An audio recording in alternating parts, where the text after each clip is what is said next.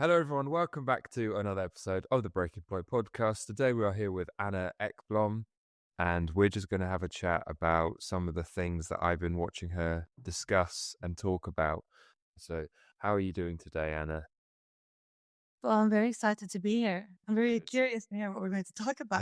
Yes, I think that's fair enough. No, I am too. So, why don't you tell everyone what got you into psychology? I got into psychology originally by accident. My plan was never to work with this. I was going to work in finance and study economics. But when I was at university, I stumbled into a course in rhetoric, which is the art of persuasion and communication.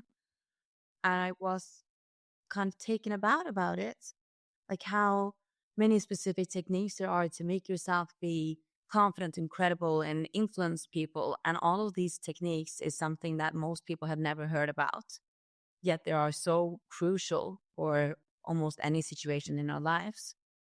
And so I studied that for a while. And then after, I was more curious to see what actually was going on inside our minds when we did all of these things, because rhetoric says nothing about psychology and how things work and why. And then I deep dived into psychology as well. So that was the beginning of it.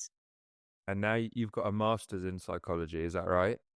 Yes, exactly. So I have a bachelor's degree in rhetoric and then an additional master's that I took later on in psychology. And then I've been working as a public speaker for 6.5 years, almost 7 years now, teaching these techniques to companies mainly, but lately more to individuals and more focus on our private lives as well. That's incredibly interesting. So, what sort of things do people want to learn from you? What are companies asking from you to teach to their employees? A lot is about negotiation and how to be more persuasive in their regular positions. So if there are leaders or managing positions, then they want to be able to have more influence and get people like their coworkers to choose to follow them and choose to be on their team, how to say implement new strategy or new vision and kind of get people on board. And then also how to present all the things that they know, because a lot of people have very good technical knowledge, but they have no idea how to explain things to other people or explain what they know in a way that makes other people want to listen to it. Yeah, that's a good point. So, the art and the science of teaching can be quite difficult, which is something that I've noticed whilst watching you, the way that you distill things down into sort of portable pieces of consumable information.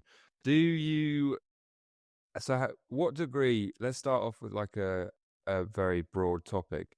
To what degree do you think these skills can be taught, and what degree do you think that they are sort of inherent in people? All of it can be taught, 100%. But of course, there are some people that just have it naturally.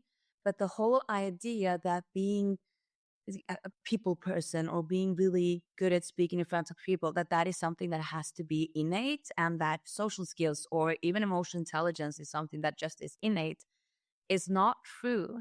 It's not something that the absolute vast majority is born knowing. Like most people have learned this and can learn it. So it's not like if you are not born being this center of attention stage type of person, okay, then you're screwed. It's nothing like that. You can learn all of it. And most people do have to. Yeah. What is at your core of personality? Because I'm really interested in like models like the Big Five personality. I think that's their exception. Do you know the Big Five personality model? Yeah, of course you do. I think that's really interesting. Far better than the Myers-Briggs ENFP rubbish. I don't like that. I know that they're very popular in a corporate sector, and one of the reasons that they're probably quite popular is because it's all positive. So it doesn't sort of explicate any of the potential downsides. It's very, you're a campaigner, you're a whatever the possible things are. Whereas I like the Big Five because I like the idea of being on a point of a spectrum, and the idea that there are tangible potential negatives and positives depending on where you are. So what do you think, what are you set aside, I mean, maybe you can't, but set aside all your psychology and all your learning. What do you think is at the core of your personality then? I mean, I've always been quite extroverted. I always like liked meeting new people and quite social of it. Then being being very extroverted does not mean that you have good social skills or No. that you're good at dealing with people. A lot of people kind of get those two mixed up, but being Yeah. extroverted just means that it's you're comfortable doing it. Interesting. So Yeah. always been like comfortable being around people and meeting new people. I definitely was I have very low on neuroticism. I don't know how to pronounce. Neuroticism. Yeah. Yeah. Well, that's always. Uh, Unfortunately, I think I have a little bit too low on conscientiousness as well. Like I'm not always the best planner or thinking about consequences. I'm very mindful, but not so consequential. Yes. Okay. So in some sense, the other ones, I don't think I have any specific points on. Would you must be quite an agreeable person if you're interested in people. People that are interested in psychology tend to be quite agreeable. But then I suppose you did say you wanted to get into finance, which wouldn't indicate a particular interest in people if you wanted to go down the economics route. So do you think you're pretty balanced when it comes to agreeableness?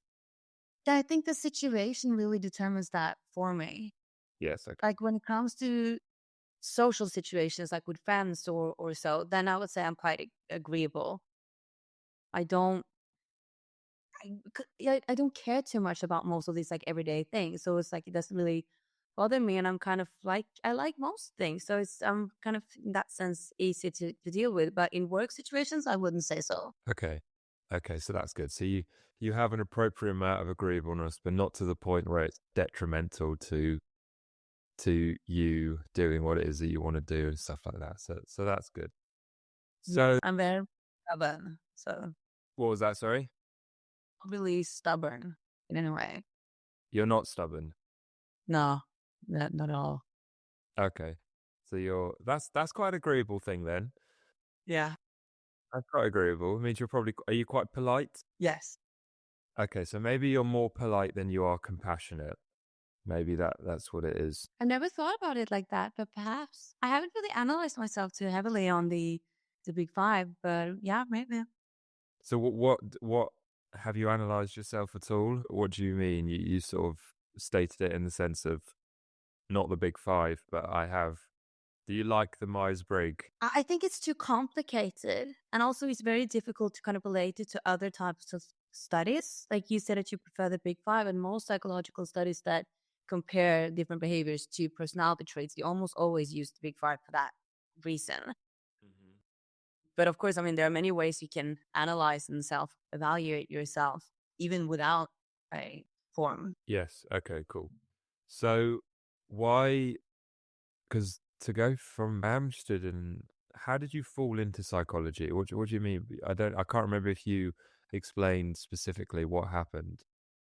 But you took the course in rhetoric, and rhetoric, I suppose that because economics is psychology and economics are kind of linked, aren't they, to some degree? Yeah. I mean, it turns out, I mean, for me, I didn't have a plan at all when I said I was going to study economics. It was just a family thing. But then after I started, so rhetoric is very much, they talk about like how to act, how to do things, what to say. But rhetoric, I mean, that topic was created in the ancient Greece nearly 2000 years ago. Like back then, we had no idea what was going on in our minds. Psychology as a topic came in like 1860, 1870. So for almost 2000 years, we thought teach people how to communicate, how to influence, and how to persuade people without having any clue at all of what was going on inside of us. We didn't even know during the ancient Greece that we had a brain that was like central controlling of our body. We thought the arm controlled the arm by itself. So we had no clue what was going on. And rhetoric is still very much like that. Like, analyze and explain what's going on inside and how we interact with each other in that sense. So studying rhetoric, I felt there was part that was missing that I wanted to learn more about. And so that is why I changed over to psychology, because psychology explains more about it and it's newer, it's more modern.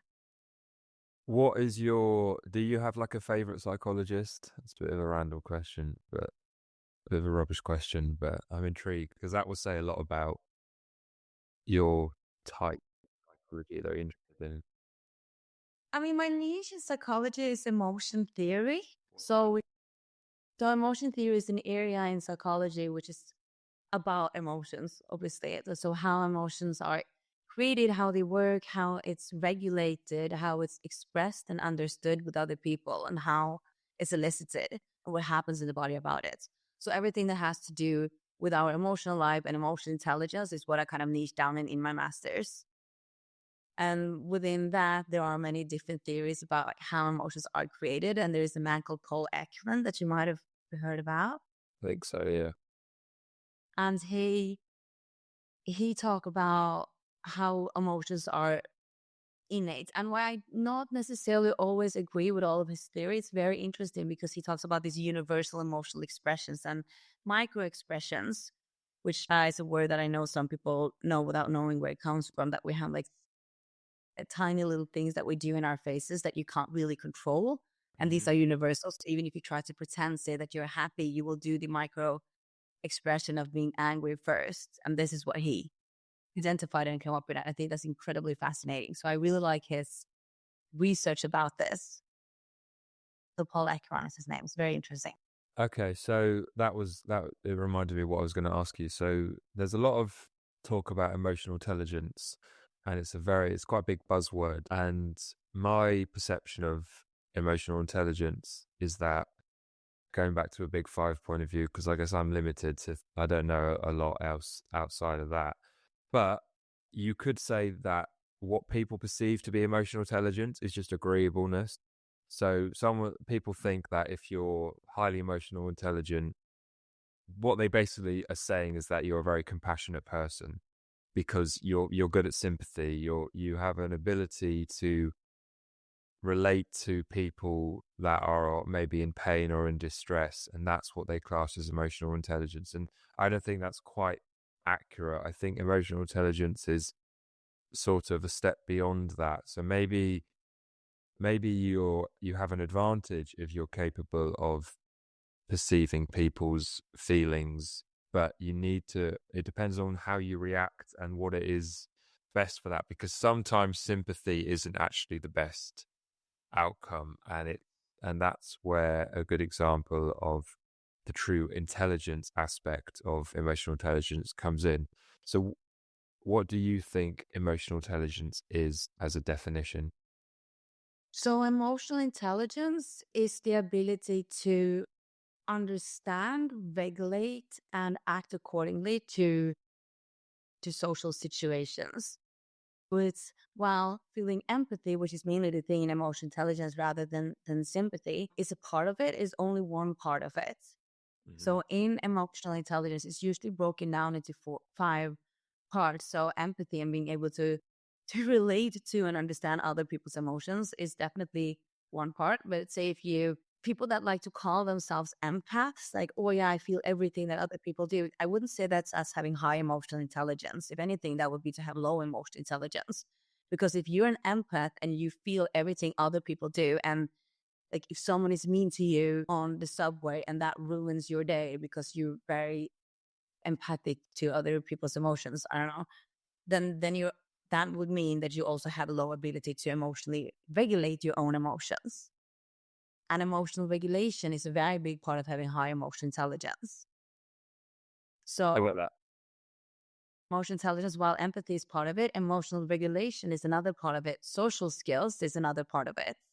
And self-awareness is a third part, a fourth part of it. So there are different aspects of it that work together. I get that. So we often have the conception that emotional intelligence is an external thing. It relates to the way we interact with other people, but actually there's an aspect of it that is internal, and it's how we can regulate our own emotions, which is something that is becoming increasingly difficult. Do you speak to people that are struggling to regulate their emotions and are looking for advice? Because that is based on the people I've spoken to on here and what you see sort of empirically, emotional regulation is something that's becoming increasingly difficult. So why do you think that is? Big question. Why emotional regulation is becoming increasingly difficult. Yeah, Is it? I think so. Hasn't it? Yeah, perhaps it is. I mean, I think it's always been quite difficult, I would say. And Yes, so that's true. maybe I think the awareness around it is also becoming more and more. So a lot of when it comes to psychology, which is in some sense really great, but a lot of people think that a lot of these problems are growing because the awareness about them are growing. Mm-hmm. But the problem in itself has, at least on many points of it, perhaps not in emotional regulation, but on many points of this, the problem has always been there, but just 50 years ago, we didn't really know that this was something that we could address as a problem. So we didn't talk about it. Like emotional regulation was maybe not something that the average 20-year-old knew in the 50s.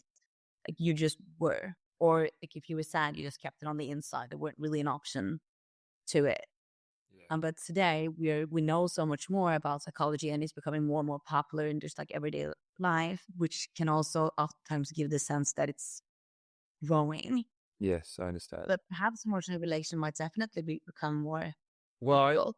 I suppose what I mean by emotional regulation is specifically the rise of anxiety and depression and struggles like that. I mean, obviously, you're not in England and you're in Scandinavia, and I'm pretty sure you guys are doing quite significantly better than we are with regards to maybe mental health. And there's talk of like the culture war, which is sort of raging on at the moment, particularly in America, which is sort of extreme ideology, particularly on the left, and the sort of the death of religion and the certain isms and movements, things like that. So maybe what I meant was the rise of anxiety and depression, which is definitely rife in the UK and in Western society, which I guess you guys are kind of Western, but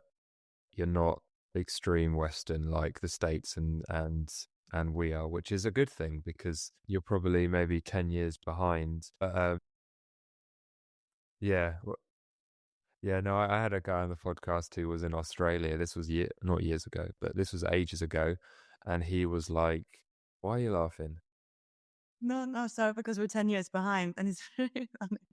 And it's Well, very no, yeah, true. I think that is the case. I think we're probably 5 years behind America with regards to certain cultural movements, and maybe Scandinavia is sort of 10 to 15 years behind, and that's probably maybe why you're a slightly more stable society than we are, because you haven't, I don't know, do people become very partisan and sort of vitriolic and hateful with things like politics and things like that? Is it a pinch point for people when it comes to discussion in Norway and stuff like that? It's growing. I mean, also here, it's becoming more and more polarized, definitely, but we're not nearly as lit it is in America. No, yeah, no, yeah, But exactly. for Yeah. sure.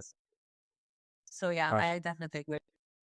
yeah, no, that's what I was getting at. So that would be touch wood that doesn't come down the line for you, but who knows? So what aspects of psychology are you particularly interested in as you've discovered and learned more? I'm very interested in relationships and how, like all types of our relationships, both romantic ones, but also friendship ones, and at the office as well, like the relationships you have with your coworkers or your bosses. I think it's the most important aspect. I think our relationships is the most important aspect in our lives. And speaking about why mental health is decreasing and why all of these struggles are increasing, I think it's a lot related to our relationships and the way that we view relationships, especially for younger people.